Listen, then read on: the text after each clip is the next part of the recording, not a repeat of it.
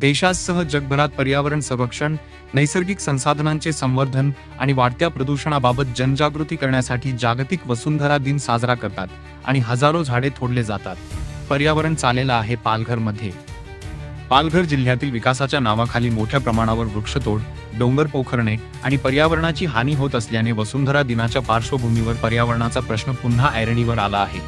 पालघर जिल्हा पश्चिम घाटाच्या रांगांनी, घनदाट वनसंपदेने आणि समृद्ध वन्यजीवांनी नटलेला आहे. तरीही चौथी मुंबई उभारण्याच्या प्रशासनाच्या धोरणामुळे वाढवणसह विविध महत्त्वाकांक्षी प्रकल्पांना गती मिळत आहे. या प्रकल्पांसाठी सपाटीकरण आणि भरावाच्या कामामुळे डोंगर टेकड्या पोखरल्या जात असून सुरुंग स्फोटांसह मोठ्या प्रमाणावर वृक्षतोड सुरू आहे.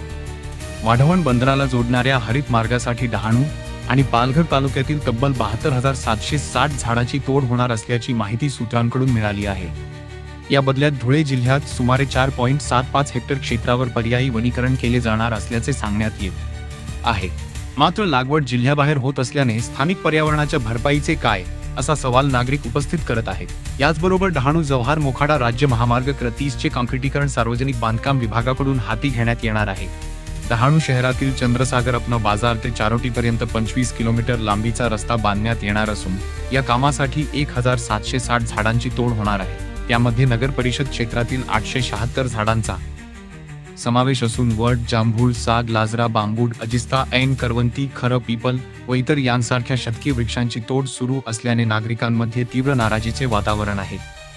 डोंगर पोखरण्याने नागरिक संतप्त, पालघरचा पर्यावरण प्रश्न ऐरणीवर.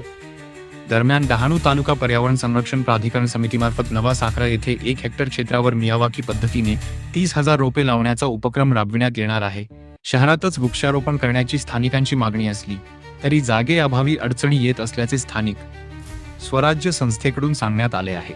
मात्र जमीन उपलब्ध करून दिल्यास तत्काळ लागवड करण्याची तयारी असल्याचेही स्पष्ट करण्यात आले आहे. प्रकल्पांच्या भरावासाठी डोंगर पोखरले जात असतानाच जिल्ह्यातील समुद्र व खाडी परिसरातून अवैधरित्या रेती उपसा करून वाहतूक सुरू असल्याचेही आरोप होत आहेत.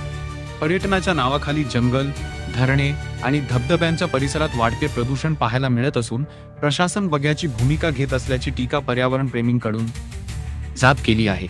एकीकडे पर्यावरणाची हानी होत असताना दुसरीकडे जिल्ह्यातील शाळांमधील विद्यार्थी एकाच दिवशी 2 कोटी सीडबॉल निर्मितीच्या उपक्रमासाठी एकवटत आहेत. तसेच पर्यावरण प्रेमी संघटना आणि स्थानिक नागरिक सार्वजनिक ठिकाणे तसेच गडकिल्ल्यांवरील प्लास्टिक कचरा गोळा करून संवर्धनासाठी झटताना आहेत.